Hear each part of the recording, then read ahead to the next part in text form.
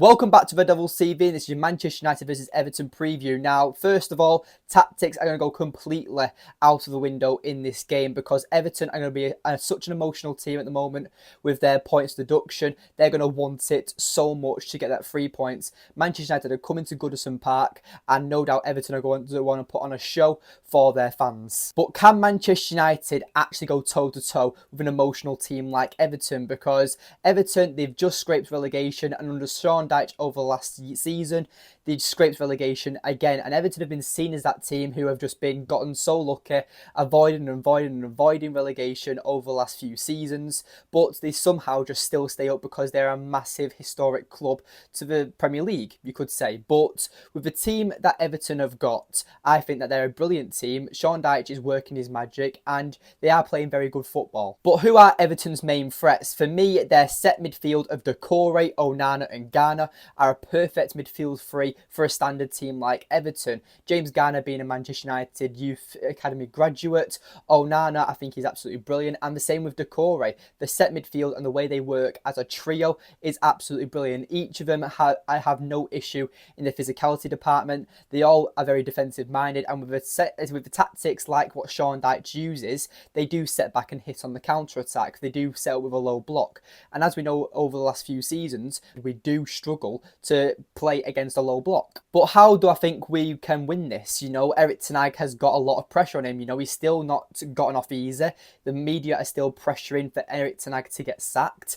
And for me, I feel like Erik ten Hag's job isn't at risk whatsoever, but the performances do speak for themselves. I can't really label one game this season that we've outclassed another team. You could probably say Crystal Palace in the League Cup. That was against their B team. And it wasn't our strongest 11 either, So without our starting 11, with our best players, we haven't really outperformed the team toe-to-toe, absolutely battering him. I can't see it. I don't know if you guys can. But with Everton, I feel like it's going to be a very tough game based on the emotion, based on the physicality, and Manchester United need to be so direct, and we need to hit them weak spots in Everton's system. And for me, Ashley Young is that weak link. Now, Ashley Young was a brilliant player for Manchester United. I mean, forever Young. I'll always respect Ashley Young, but his recent performances, I think that's where we need to target on that right back position where Sean Dyche plays Ashley Young. So for me, we'd have to put a winger on Ashley Young at all times who is going to be direct and is going to be fast. And Alejandro Garnacho might be the first name that comes to your mind, but for me, I'm going to have to go with Marcus Rashford because his partner in crime, Luke Shaw, is back and fit in training. Now, Luke Shaw, I expect to start against Everton on Sunday. For me, it's where you play Luke Shaw. Do you play him at left back where he can link up with Rashford and you know that partnership is going to be a solid duo?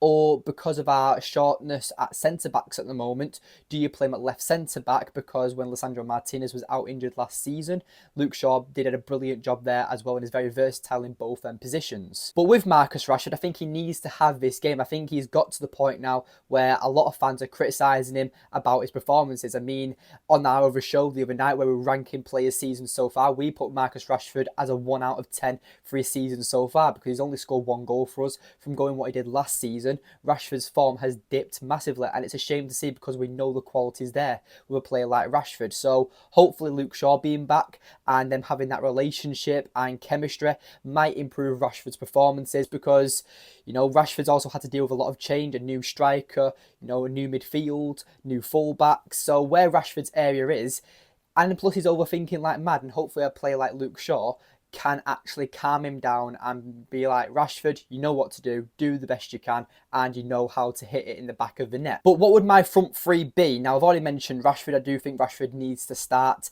Unfortunately, I do have to say Antony. Now, Antony, I don't like. I've explained it on my channel. Antony's one of them players now which I've kind of washed my hands with.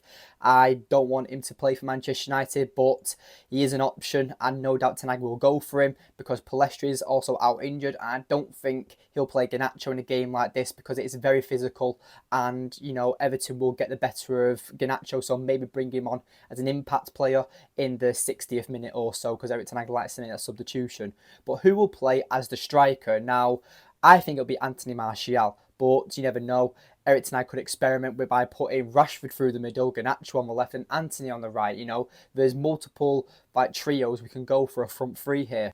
But having that directness up front is what's needed. And I think if Martial does start, he likes to drop into midfield a little bit. He helps so much with the link-up play. Yes, pressing-wise, we kind of lose that from the front press because Martial doesn't normally press like someone like Højlund will.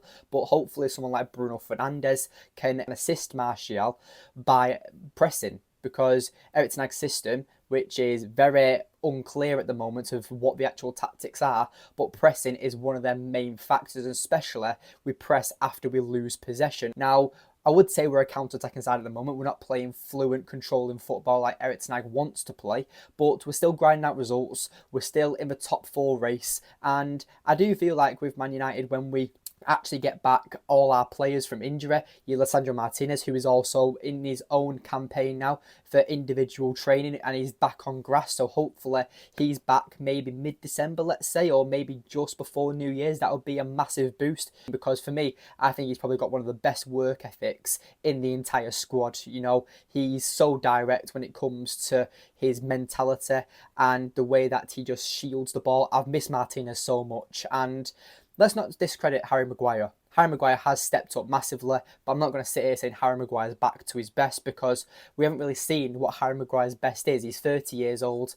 I feel like that good performances and being a true professional is what Maguire's showing us, and that's what we need to see as fans. But let's also talk about Everton's backline as well, because their 2 defenders in Tarkowski and Gerard Braithwaite, I think that them 2 are a very solid unit. And Braithwaite, I think he's our absolute future superstar. Everton have got a proper centre-back there. He's like 21 years old. He's 6'5". He's an absolute unit. So beating them for pace and attacking their wider areas is where we need to exploit, because trying to Martial trying to out-muscle Braithwaite or Tarkowski just won't work. So Martial could kind of be used as a pawn on a chessboard to draw out them defenders, and maybe someone like Eriksen or Bruno in the midfield can hit them long balls and try and get it to our wingers to try and break through and hit their defensive lines and maybe try and penalise them and score a goal, because United have lacked goals a lot recently. And I think with someone like Martial, with link-up play, this will help us massively. But Sean Dyche is no sheep. He's not an underrated manager. He's known for keeping relegation teams up. But going back to Man United, I just feel like it's going to be a very tough game. It's the first game after international break for us, and we've got a massive week ahead against Galatasaray next week. Thank you for watching. Make sure you leave a like on the video, subscribe if you are new, and comment your score predictions down below. Anyway, thank you for watching, and I'll see you later. Take care.